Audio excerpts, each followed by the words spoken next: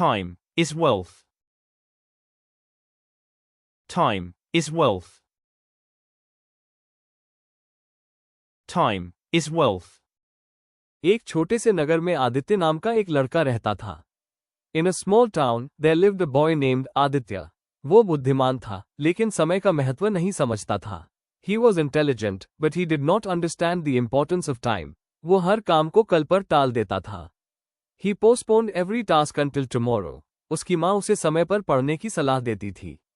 His mother advised him to study on time, लेकिन आदित्य उनकी बातों पर ध्यान नहीं देता था. But Aditya did not pay attention to her words. एक दिन उसके विद्यालय में परीक्षा की घोषणा हुई. One day, an examination was announced in his school. सभी विद्यार्थी तैयारी में जुट गए.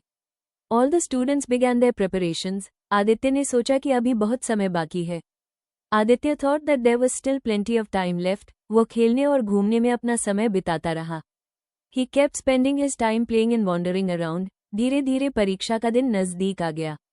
Gradually, the day of the examination came closer. तब उसे अपनी गलती का एहसास हुआ.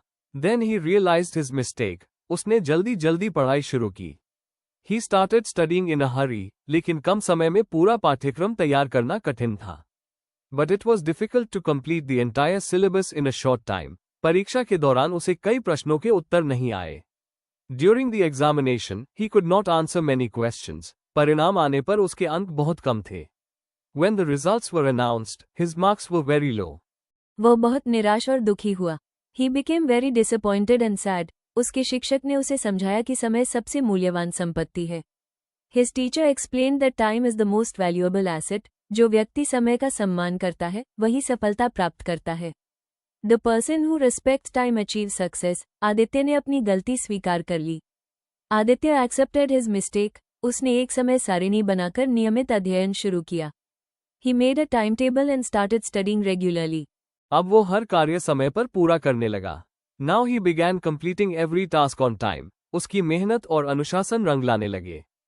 His hard work and discipline began to bear fruit. अगली परीक्षा में उसने उत्कृष्ट अंक प्राप्त किए.